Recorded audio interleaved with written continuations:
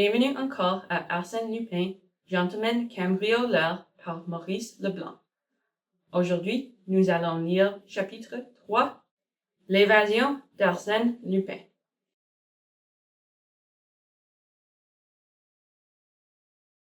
Au moment où Arsène Lupin, son repas achevé, tirait de sa poche un beau cigare bagué d'or et l'examinait avec complaisance, la porte de la cellule s'ouvrit. Il n'eut que le temps de le jeter dans le tiroir et de s'éloigner de la table. Le gardien entra, c'était l'heure de la promenade. « Je t'attendais, mon cher ami, » s'écria Lupin, toujours de bonne humeur. Ils sortirent. Il avait à peine disparu à l'angle du couloir que deux hommes à leur tour pénétrèrent dans la cellule et en commencèrent l'examen minutieux. L'un était l'inspecteur Dieser, l'autre l'inspecteur Follefant. On voulait en finir. Il n'y avait point de doute. Arsène Lupin conservait des intelligences avec le dehors et communiquait avec ses affiliés. La veille encore, le grand journal publiait ces lignes adressées à son collaborateur judiciaire. Monsieur, dans un article paru ces jours-ci, vous vous êtes exprimé sur moi en des termes que rien ne saurait justifier.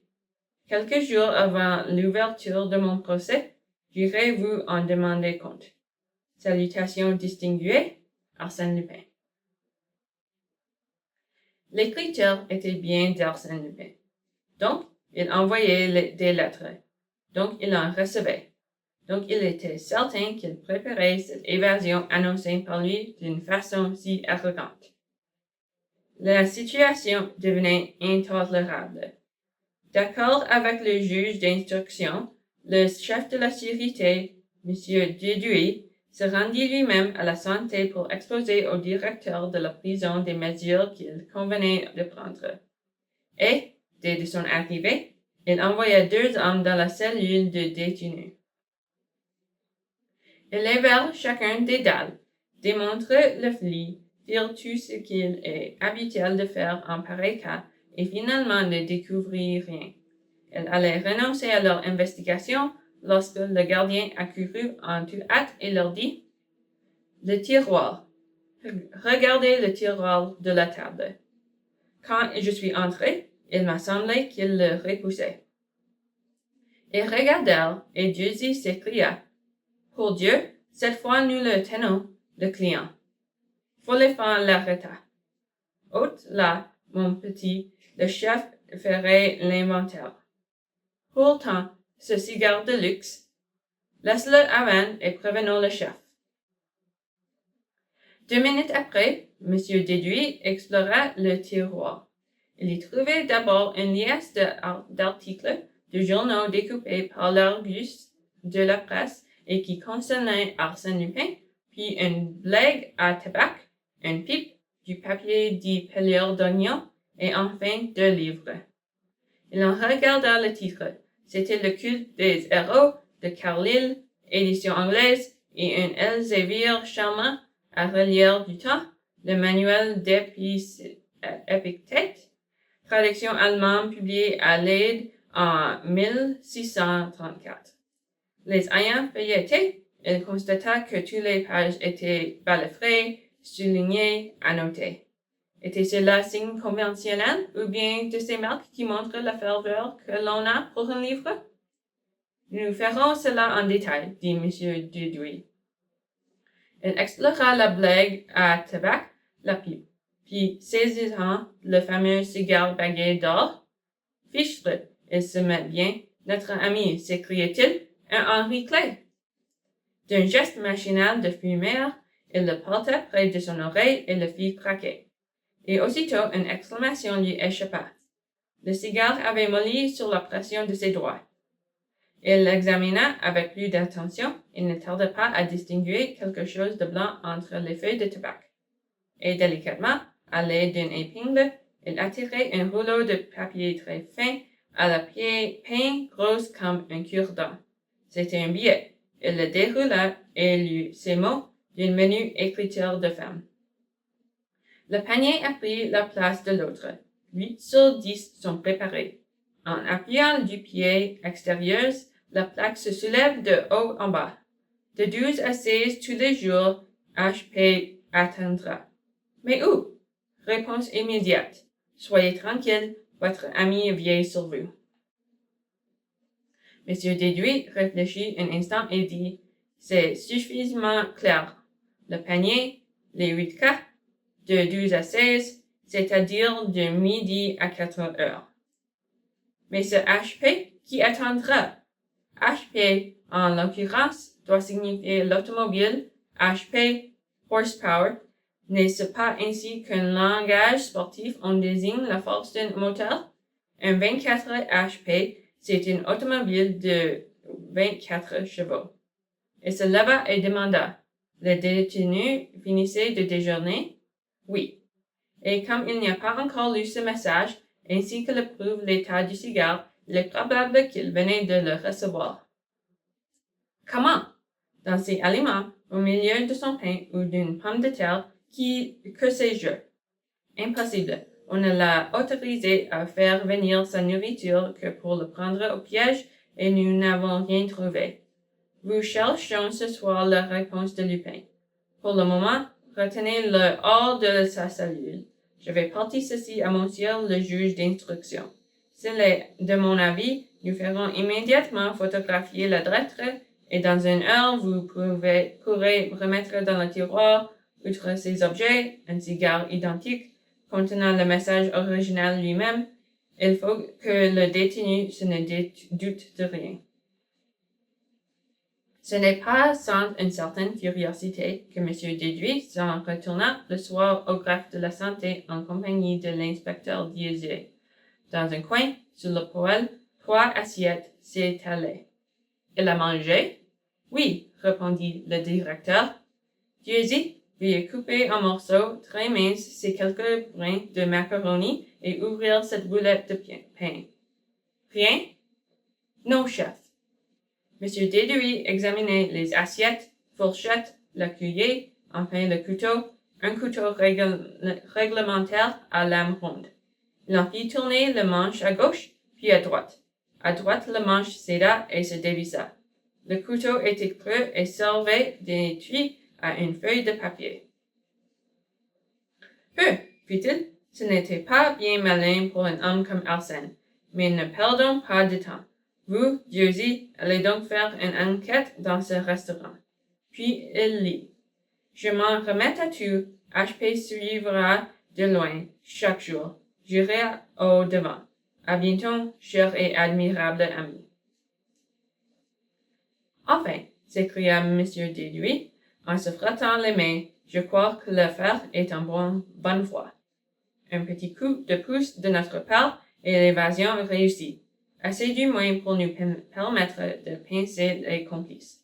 Et si Arsène Lupin vous glisse entre les doigts, objecta le directeur, nous employerons le nombre d'hommes nécessaires. Si cependant il y mettait trop d'habileté, ma foi, tant pis pour lui. Quant à la bande, puisque le chef refuse de parler, les autres parleront. Et de fait, il ne parlait pas beaucoup, Arsène Lupin. Depuis des mois, M. Jules Bouvier, le juge d'instruction, s'y évertuait vainement. Les interrogatoires se réduisaient à des colloques dépourvus d'intérêt entre le juge et l'avocat, M. Danval, un des princes du barreau, lequel d'ailleurs en savait sur l'inculpé à peu près autant que le premier venu. De temps à autre, par politesse, Arsène Lupin laissait tomber. Mais oui, monsieur le juge, nous sommes d'accord. Le vol du Crédit Lyonnais, le vol de la rue de Babylone, l'émission des faux billets de banque, l'affaire des polices d'assurance, le cambriolage des châteaux d'Armesnil, de Gouret, d'Aime-le-Vin, des Grossiers, du Malaquis, tout cela, c'est de votre serviteur. Alors, pourriez-vous m'expliquer? Inutile, j'avoue tout en bloc. Tout, et même 10 fois plus que vous n'en supposez. De guerre lasse, le juge avait suspendu ses interrogatoires fastidieux. Après avoir eu connaissance des 2 billets interceptés, il est repris. Et, régulièrement à midi, Arsène Lupin fut amené de la santé au dépôt dans une voiture pénitentiaire avec un certain nombre de détenus. Il en repartait vers 3 ou 4 heures. Or, un après-midi, ce retour s'effectuait dans des conditions particulières. Les autres détenus de la santé, n'ayant pas encore été questionnés, ont décidé de reconduire d'abord Arsène Lupin. Il monta donc seul dans la voiture. Ces voitures pénitentiaires, vulgairement appelées paniers à salade, sont divisées dans leur longueur par un couloir central sur lequel s'ouvrent 10 cas, 5 à droite et 5 à gauche. Chacun de ces cas est disposé de telle façon que l'on doit s'y tenir assis et que les 5 prisonniers, outre qu'ils ne disposent chacun que d'une place fort étroite, sont séparés les uns des autres par des cloisons parallèles. Un garde municipal, placé à l'extrémité, surveille le couloir. Arsène fut introduit dans la 3e cellule de droite et la lourde voiture s'ébranla. Il se rendit compte que l'on quittait le quai de l'horloge et que l'on passait devant le palais de justice. Alors, vers le milieu du pont Saint-Michel, il appuya du pied droit, ainsi qu'il le faisait chaque fois, sur la plaque de tôle qui fermait sa cellule. Tout de suite, quelque chose se déclencha, la plaque de tôle s'écarta insensiblement. Il put constater qu'il se trouvait juste entre les deux rues. Il attendit, l'œil aux aguettes. La voiture monta au pas le boulevard Saint-Michel. En Carrefour Saint-Germain, elle s'arrêta. Le cheval d'un camion s'était abattu. La circulation étant interrompue très vite, ce fut un encombrement de fiacres et d'omnibus. Arsène Lupin passait la tête. Une autre voiture pénitentiaire stationnait le long de celle qu'il occupait. Il soulevait davantage la tête, mit le pied sur un des rayons de la grande rue et sauta à terre.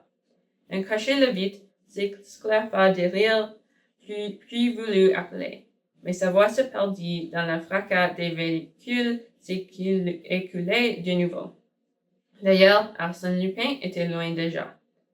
Il avait fait quelques pas en courant, mais sur le trottoir de gauche, il se retourna, jeta un regard circulaire, sembla prendre le vent, comme quelqu'un qui ne sait encore trop quelle direction il va suivre. Puis, résolu, il mit les mains dans ses poches et de l'air insouciant d'un promeneur qui flâne, il continua de monter le boulevard. Le temps était doux, un temps heureux et léger d'automne. Le café était plein. Il s'assit à la terrasse de l'un d'eux. Il commanda un boc et un paquet de cigarettes. Il vida son verre à petites gorgées, fuma tranquillement une cigarette en allumant une seconde. Enfin, s'étant levé, il pria le garçon de faire venir le gérant. Le gérant vint et Arsène Lupin lui dit, assez haut pour être entendu de tout: « Je suis désolé, monsieur, j'ai oublié mon porte-monnaie.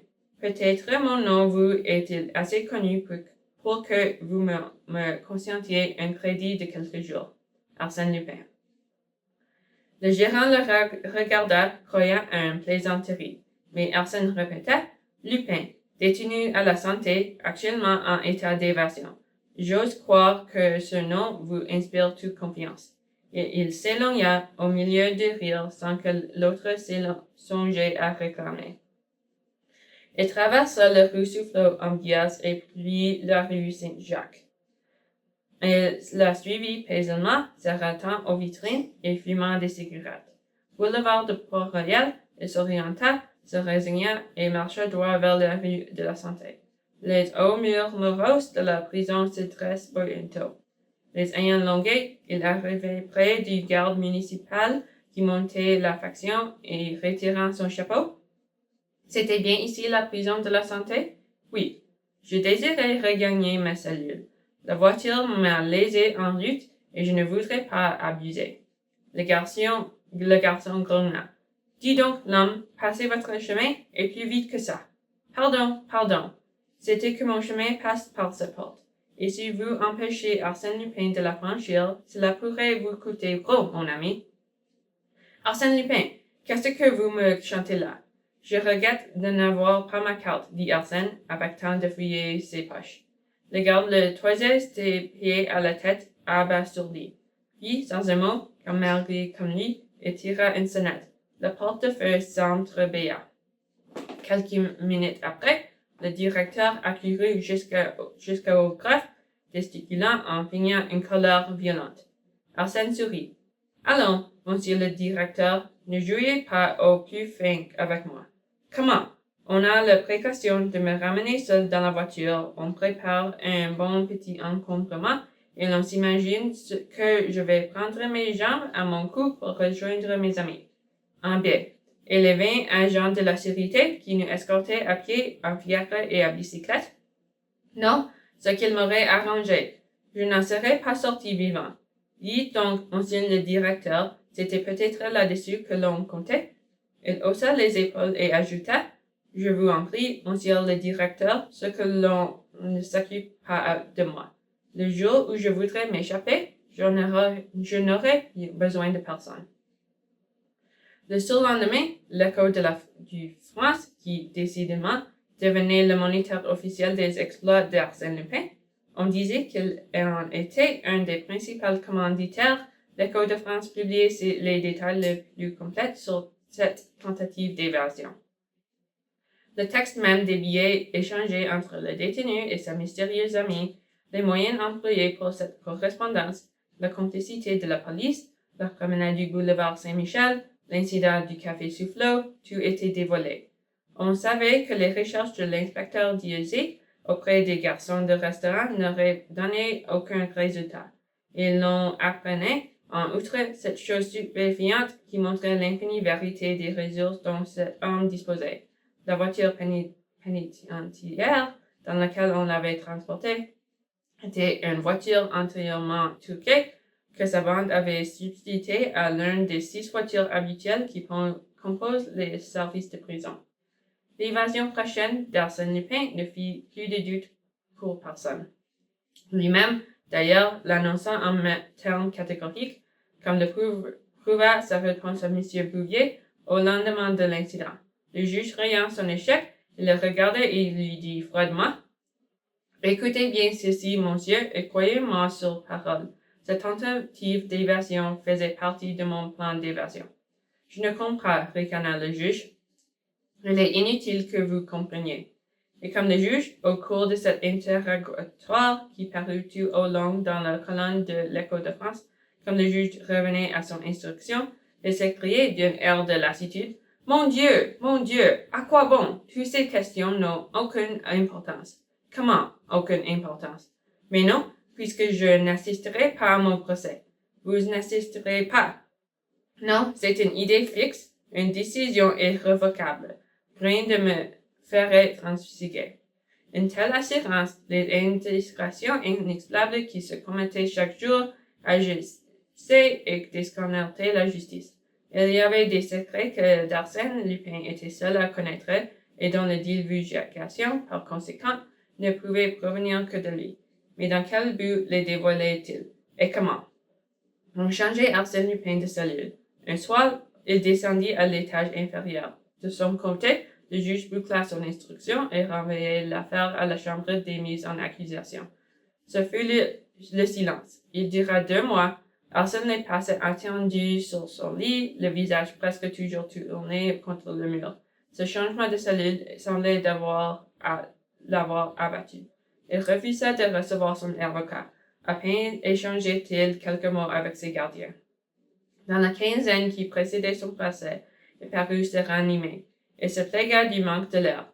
On le fit sortir dans la cour le matin, de très bonne heure, flanqué de 2 hommes. La curiosité publique, cependant, ne s'était pas affaiblie.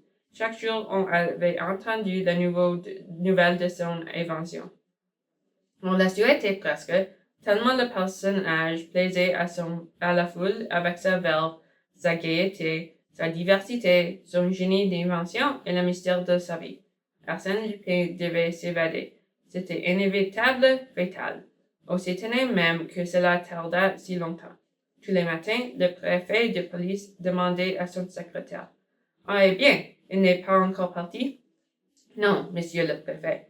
Ce serait donc pour demain. » Et la veille du procès, un monsieur se présentait dans le bureau du grand journal, demandait le collaborateur judiciaire, lui jetait sa carte au visage et s'éloignait rapidement. Sur la carte, ces mots étaient inscrits. Arsène Lupin tient toujours ses promesses.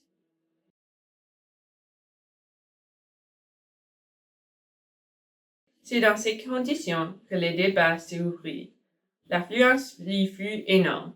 Personne qui ne voulut voir le fameux Lupin et ne savait d'avance la façon dont il se jurait du président.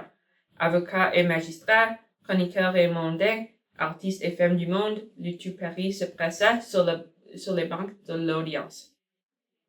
Il pleuvait, dehors le jour était sombre, on vit mal Arsène Lupin lorsque les gardes eurent l'introduit. Cependant, son attitude lourde, la manière dont il se laissait tomber à la place, son immobilité indifférente et passive ne prévinrent pas en sa faveur.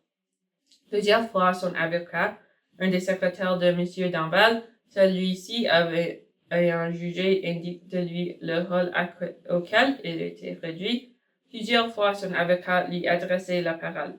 Elle hochait la tête et se taisait. Le greffier fit l'acte d'accusation, puis le président prononça « Accusé, levez-vous. Votre nom, prénom, âge et profession. » Ne recevant pas de réponse, il répéta « Votre nom? Je vous demande votre nom. » Une voix épaisse et fatiguée articula « Baudru Désiré. » Il y a eu des murmures, mais le président repartit « Baudru Désiré? Ah, bien, un nouveau avatar. Comme c'est à peu près le 8e nom auquel vous prétendez, et qu'il est sans doute aussi imaginaire que les autres, nous nous en tiendrons, si vous le voulez bien, à celui d'Arsène Lupin, tout lequel vous êtes plus avantageusement connu. » Le président consulta ses notes et reprit, « Car, malgré toutes les recherches, il était impossible de reconstituer votre identité. Vous présentez ce cas assez original dans notre société moderne, c'est de n'avoir point de passé. Nous ne savons qui vous êtes, d'où vous venez, où s'est écoulée votre enfance, bref, rien.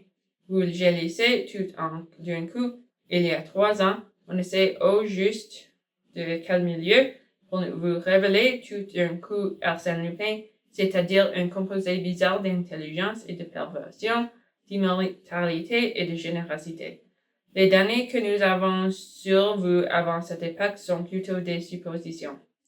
Il est probable que le nommé Rosta, qui travailla il y a 8 ans aux côtés du prestidigitateur Dixon, n'était aucun qu'Arsène Lupin. Il est probable que l'étudiant russe qui fréquenta il y a 6 ans le laboratoire du docteur Altier à l'hôpital Saint-Louis et qui souvent surprit le maître par l'ingéniosité de ses hypothèses sur la bactériologie et la hardiesse de ses expériences dans la maladie de la peau, n'était aucun qu'Arsène Lupin. Arsène Lupin, également le professeur de lutte japonais qui s'établit à Paris bien avant qu'on y parlait de Jiu-Jitsu. Arsène Lupin, croyons-nous, le coureur cycliste qui gagna le Grand Prix d'exposition, toucha ses 10 000 francs et ne reparut plus. Arsène Lupin peut être aussi celui qui sauva tant de gens par la petite lucarne du bazar de la Charité et les dévalisa. Et après une pause, le président conclut, telle est cette époque, qui semble n'avoir été qu'une préparation minutieuse à la lutte que vous avez entreprise contre la société, un apprentissage méthodique où vous portiez au plus haut point votre force, votre énergie et votre adresse. Reconnaissez-vous l'exactitude de ces faits? Pendant ce discours, l'accusé s'était balancé d'une jambe sur l'autre, le dos rond, les bras inertes. Sur la lumière plus vive, ils ont remarqué son extrême maigreur, ses joues creuses, ses pommettes étrangement saillantes, son visage couleur de terre, marbé de petites plaques rouges et encadré d'une barbe inégale et rare. La prison l'avait considérablement vieilli et flétri. On ne reconnaissait plus la silhouette élégante, et le jeune visage dont les journaux avaient si souvent publié le portrait sympathique. On eût dit qu'il n'avait pas entendu la question qu'on lui posait. 2 fois, elle lui fut répétée. Alors il leva ses yeux, parut réfléchir, puis, faisant un effort violent, murmura « Oh Dieu, Baudru, désiré. » Le président se mit à rire. « Je ne me rends pas un compte exact du système de défense que vous avez adopté, Arsène Lupin. Si c'est de jouer les imbéciles et les irresponsables, libre à vous. Quant à moi, j'irai droit au but sans me soucier de vos fantasies. » Il entrait dans les détails des voiles, escroqueries et faux reprochés à Lupin. Parfois, il interrogeait l'accusé. Celui-ci poussait un grognement ou ne répondait pas. Le défi les mois commença. Il y eut plusieurs dépositions insignifiantes, d'autres plus sérieuses, qui tout avaient ce caractère commun de se contredire les uns les autres. Une obscurité troublante enveloppait les débats, mais l'inspecteur principal Ganimard fut introduit et l'intérêt se réveilla. Dès les débuts, toutefois, le vieux policier causa une certaine déception. Il avait l'air, non pas intimidé, il n'en avait vu plus bien d'autres, mais inquiète, mal à l'aise. Plusieurs fois, il tourna les yeux vers l'accusé avec une gêne visible. Cependant, les 2 mains appuyées à la barre, il racontait les incidents auxquels il avait été mêlé, sa poursuite à travers l'Europe, son arrivée en Amérique, et on l'écoutait avec avidité, comme on écouterait le récit des plus passionnantes aventures. Mais vers la fin, ayant fait allusion à ses entretiens avec Arsène Lupin, à 2 reprises, il s'arrêtait, distrait, indécis. Il était clair qu'une autre pensée l'obsédait. Le président lui dit « Si vous êtes souffrant, il faudrait mieux interrompre votre témoignage. »« Non, non, seulement. » Il se tut, regarda l'accusé longuement, profondément, puis il dit « Je demande l'autorisation d'examiner l'accusé de plus près. Il y a là un mystère qu'il faut que j'éclaircisse. » Il s'approchait, le considéra plus longuement encore, toute son attention concentrée, puis il retourna à la barre. Et là, d'un ton un peu solennel, il prononça « Monsieur le Président, j'affirme que l'homme qui est ici, en face de moi, n'est pas Arsène Lupin. » Un grand silence accueillit ces paroles. Le président, interloqué, d'abord s'écriait « Ah ça, que dites-vous? Vous êtes fou! » L'inspecteur affirma posément. À première vue, on peut se laisser prendre à une ressemblance qui existe. En effet, je l'avoue, mais il suffit d'une seconde d'attention. Le nez, la bouche, les cheveux, la couleur de la peau. Enfin, quoi? Ce n'est pas Arsène Lupin. Et les yeux donc? A-t-il jamais eu ces yeux d'alcoolique? Voyons, expliquez-vous. Que prétendez-vous, témoin? Est-ce que je sais? Il aurait mis en son lieu et place un pauvre diable que l'on allait condamner, à moins que ce ne soit un complice. Des cris, des rires, des exclamations partaient de tous côtés dans la salle qui agitait ce coup de théâtre inattendu. Le président fit mander le juge d'instruction, le directeur de la santé, les gardiens et suspendit l'audience. À la reprise, M. Bouvier et le directeur, qui en présence de l'accusé, déclarent qu'il n'y avait entre Arsène Lupin et cet homme qu'une très vague similitude des traits. « Mais alors, s'écriait le président, quel est cet homme? D'où vient-il? Comment se trouve-t-il entre les mains de la justice? » On introduisit les 2 gardiens de la santé. Contradiction stupéfiante, ils reconnurent le détenu dont il avait la surveillance à tout de rôle. Le président respirait. Mais l'un des gardiens reprit « Oui, je crois bien que c'est lui. »« Comment vous croyez? »« Dame, je l'ai à peine vu. On me l'a livré le soir et depuis 2 mois, il reste toujours couché contre le mur. Mais avant ces 2 mois, avant, il ne s'occupait pas de cellule 24. » Le directeur de la prison précisait ce point. « Nous avons changé le détenu du cellule après sa tentative d'évasion. Mais vous, monsieur le directeur, vous l'avez vu depuis 2 mois? » Je n'ai pas eu l'occasion de le voir. Il se tenait tranquille. Et cet homme-là n'est pas le détenu que vous a été remis? Non. Alors, qui est-il? Je ne saurais dire. Nous sommes donc en présence d'une substitution qui serait effectuée il y a 2 mois. Comment l'expliquez-vous? C'était impossible. Alors, en désespoir du cause, le président se tourna vers l'accusé d'une voix égrangeable. Voyons, accusé, pourriez-vous m'expliquer comment et depuis quand vous êtes entre les mains de la justice? On eût dit que son ton bienvenant a désarmé la méfiance ou stimulé l'entendement de l'homme. Il essayait de reprendre.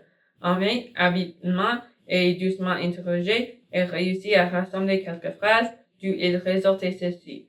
2 mois auparavant, il avait été amené au dépôt. Il y avait passé une nuit et une matinée. Possesseur d'une somme de 75 centimes, il avait été relâché. Mais comme il traversait la cour, 2 gardes le prenaient par le bras et le conduisaient jusqu'à la voiture pénitentiaire. Depuis, il vivait dans la cellule 24, pas malheureuse, on y mange bien, on y dort pas mal. Aussi, il n'avait-il pas protesté. Tout cela paraissait vraisemblable. Au milieu des rires et d'une grande effervescence, le président renvoyait l'affaire à une autre station pour supplément d'enquête.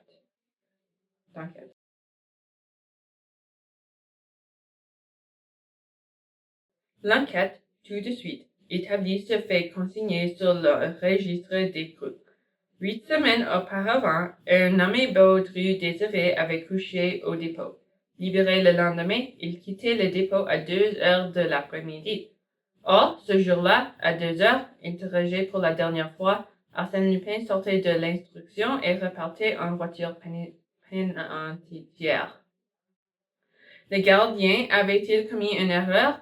Trompés par la ressemblance, avaient-ils eux-mêmes, dans une minute d'inattention, substitué cet homme à leur prisonnier?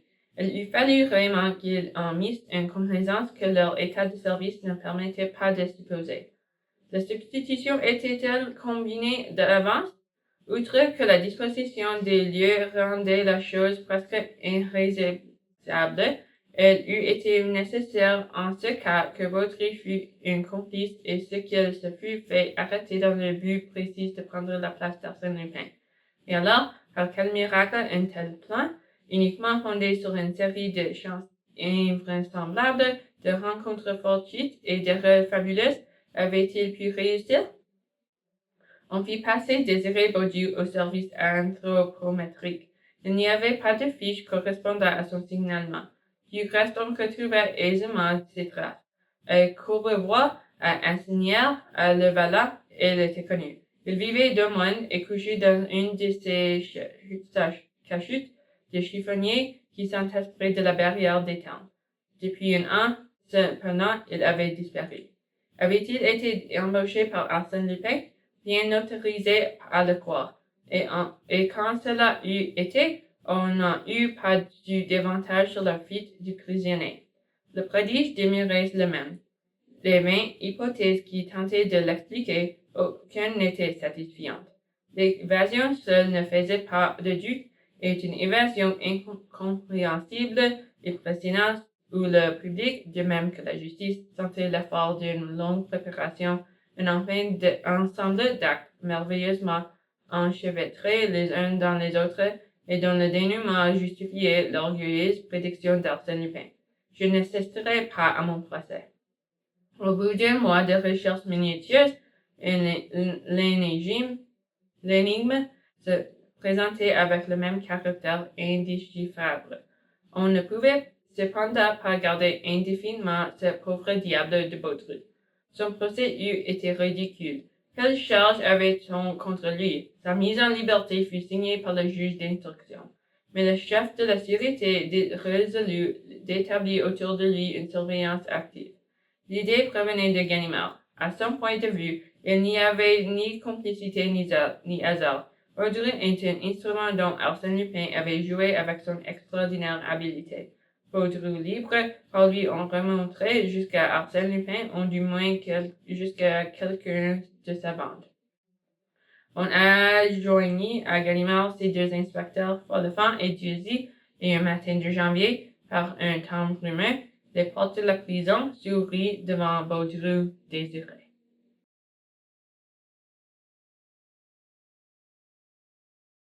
Il parut d'abord embarrassé et marcha comme un homme qui n'a pas d'idée bien précise sur l'emploi de son temps. Il suivit la rue de la Santé et la rue Saint-Jacques. Devant la boutique d'un fripier, il enleva sa veste et son guillet, vendit son guillet moyennant quelques sous et remettant sa veste, s'en alla.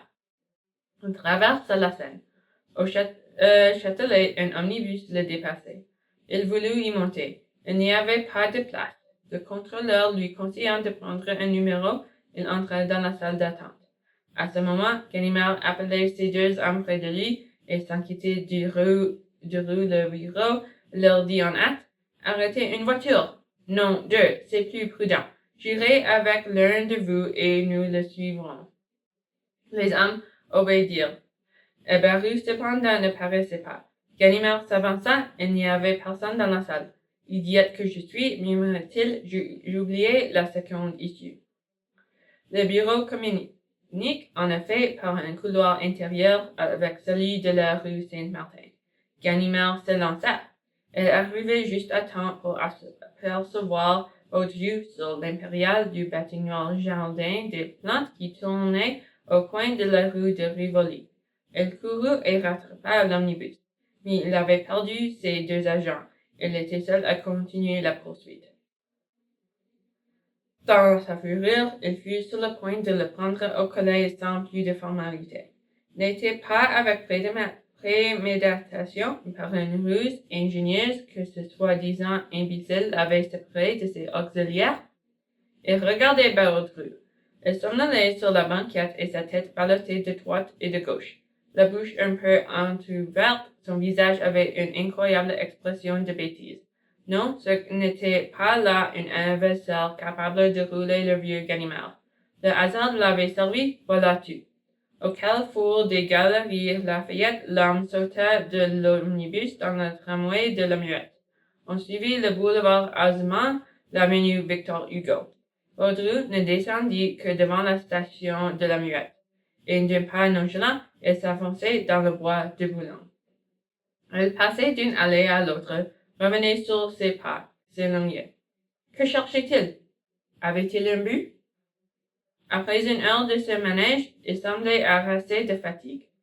Du fait, avisant un banc, il s'assit. L'endroit, situé non loin d'Auteuil, au bord d'un petit lac caché parmi les arbres, était absolument désert. Une demi-heure s'écoula. Impatienté, Ganimard résolut d'entrer en conversation. Il s'approcha donc et prit place au côté de Baudru. Il alluma une cigarette, traça des ronds sur le sable du bout de sa canne et dit « Elle ne fait pas chaude. » Un silence. Et soudain, dans ce silence, un éclat de rire retentit, mais un rire joyeux, heureux, le rire d'un enfant pris de fou rire et qui ne peut pas s'empêcher de rire. Nettement, réellement, Ganimard sentit ses cheveux se hérisser sur le cuir soulevé de son crâne. Ce rire infernal qu'il connaissait si bien.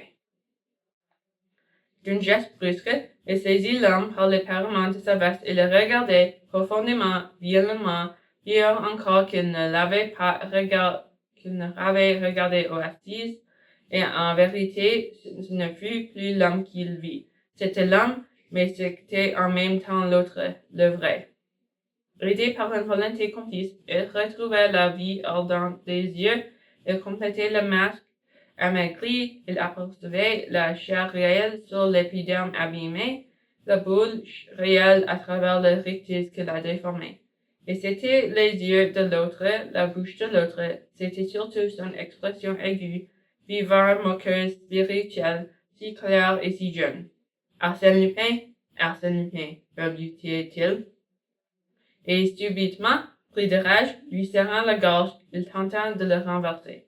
Malgré ses 50 ans, il était encore d'une vigueur peu commune, tandis que son adversaire semblait en aussi mauvaises conditions. Et puis, quel coup de maître s'il parvenait à le ramener?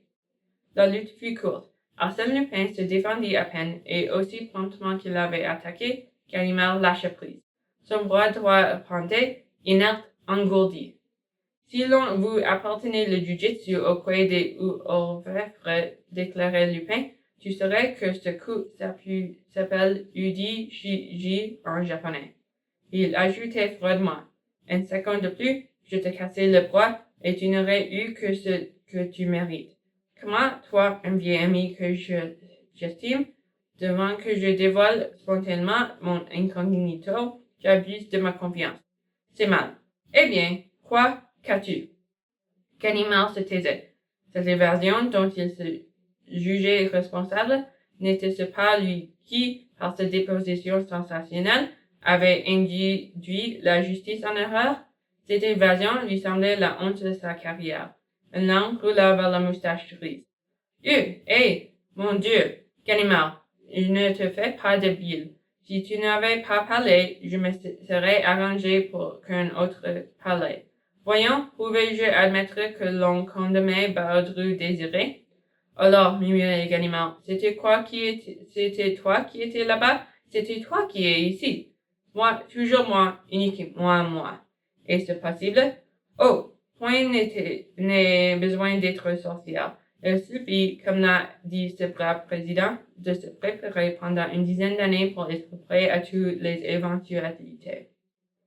Mais ton visage, tes yeux, tu comprends bien que si j'ai travaillé 18 mois à Saint-Louis avec le docteur Altier, ce n'est pas par l'amour de l'art.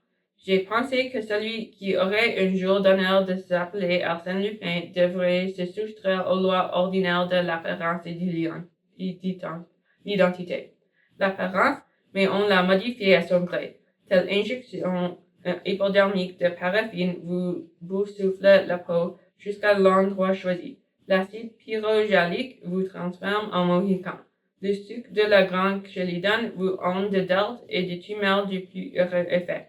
Cet procédé chimique agit sur la pousse de votre barbe et de vos cheveux, tel autre que sur le son de son bois.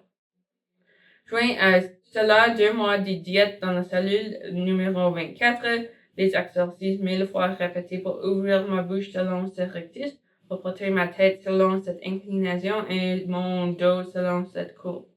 Enfin 5 gouttes d'atropine dans les yeux pour les rendre agressifiants et le tour est joué. Je ne conçois pas que les gardiens. La métaphore a été progressive et ils n'ont plus remarqué l'évolution quotidienne. Mais Baudru Désiré? Baudru existe. C'est un pauvre innocent que j'ai rencontré l'an dernier et qui vraiment n'est pas sans offrir avec moi une certaine énergie de traite. En prévision d'une arrestation toujours possible, je l'ai mis en sécurité et je me suis appliqué à discerner des abords les points de dissemblance qui nous séparaient pour les atténuer à moi autant que cela se pouvait. Mes amis lui ont fait passer une nuit au dépôt, de manière qu'il en sortit à peu près à la même heure que moi et que la coïncidence fut facile à constater. Car, note-le, il fallait qu'on retrouvât la trace de son passage, sans quoi la justice se fût demandé qui j'étais. Tandis qu'en lui offrant cet excellent Baudru, elle était inévitable, tu entends, inévitable qu'elle sauterait sur lui, et que malgré les difficiles insurmontables d'une substitution, elle préférait croire à la substitution plutôt que d'avouer son ignorance. Oui, en effet, murmura Ganimard. Et puis, s'écriait Arsène Lupin, j'avais entre les mains un atout formidable, une carte machinée par moi dès le début, l'attente où tout le monde était de mon évasion. Et voilà bien l'heure grossière où vous êtes tombés, toi et les autres, dans cette partie passionnante que la justice et moi nous avions engagée, et dont l'enjeu était ma liberté. Vous avez supposé encore une fois que j'agissais par fanfaronade, que j'étais grisé par mes succès ainsi qu'un blanc bec. Moi, Arsène Lupin, une telle faiblesse. Et pas plus que dans l'affaire Calhoun, vous ne vous êtes dit, du moment qu'Arsène Lupin crie sur les toits qu'il s'évaderait, c'est qu'il a des raisons qui l'obligent à le crier. Mais, sapristi, comprends donc que, pour m'évader, sans m'évader, il fallait que l'on crût à l'avance de cette évasion, ce qui fut un article de foi, une conviction absolue, une vérité éclatante comme le soleil.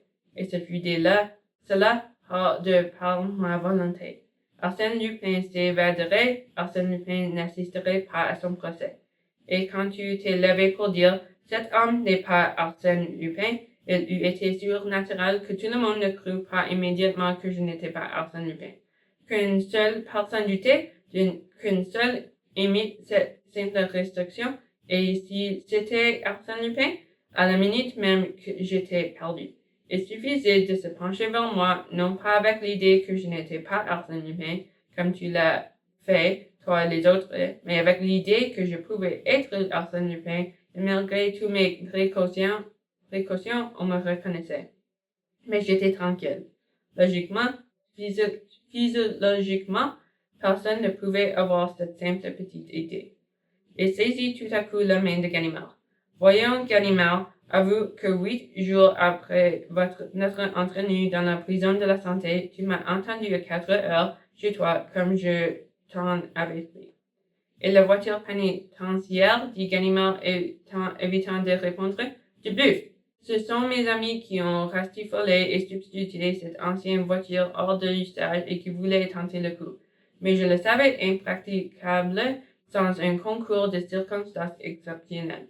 Seulement, j'ai trouvé utile de parachever cette tentative d'évasion et de lui donner la plus grande publicité.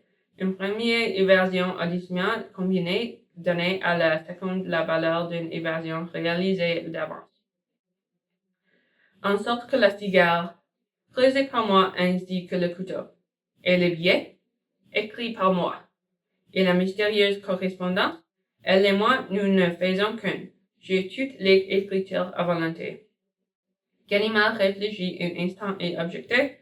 Comment peut-il qu'au service d'anthropométrie, quand on a pris la fiche de Baudru, on ne se soit pas aperçu qu'elle coïncidait avec celle d'Arsène Lupin? La fiche d'Arsène Lupin n'existe pas. Alors donc, ou du moins, elle est fausse. C'est une question que j'ai beaucoup étudiée. Le système Bertillon comporte d'abord le signalement visuel, et tu le vois qu'il n'est pas infallible, et ensuite le signalement par mesure de la tête, des doigts, des oreilles, etc. Là, par contre, rien à faire. Alors il a fallu payer. Avant même mon retour d'Amérique, un des employés du service acceptait tant pour inscrire une fausse mesure au début de ma mensuration. C'est suffisant pour que tout le système dévie et qu'une fiche s'oriente vers un cas diamétralement opposé à la cas où elle devait aboutir. La fiche Baudru ne devait donc pas coïncider avec la fiche Arsène Lupin. Il y eut encore un silence, puis Ganimard demanda « Et maintenant, que vas-tu faire ?»« Maintenant, s'exclama Lupin, je vais me reposer, suivre un régime de suralimentation et peu à peu redevenir moi. » C'était très bien d'être Baudru ou tel autre, de changer de personnalité comme de chemise et de choisir son apparence, sa voix, son regard, son écriture. Mais il arrive que l'on ne s'y reconnaît plus dans tout cela et que c'est fort triste. Actuellement, j'éprouve ce que devait éprouver l'homme qui a perdu son ombre. Je vais me rechercher et me retrouver. Il se promenait de long en large. Un peu d'obscurité se mêlait à la lueur du jour. Il s'arrêtait devant Ganimard. Nous n'avons plus rien à nous dire, je crois. Si, répondit l'inspecteur, je voudrais savoir si tu révéleras la vérité sur ton évasion, l'erreur que j'ai commise. Oh, personne ne saurait jamais que c'est Arsène Lupin qui a été relâché. J'ai trop d'intérêt à accumuler autour de moi les ténèbres les plus mystérieuses pour ne pas laisser à cette évasion son caractère presque miraculeuse. Aussi, ne rien, mon bon ami, et adieu. Je dîne en ville ce soir et je n'ai pas le temps de m'habiller. Je te croyais si désireux de repos. Et là, il y a des obligations mondaines auxquelles on ne peut se soustraire. Le repos commencera demain. Et où dînes-tu donc? À l'ambassade d'Angleterre.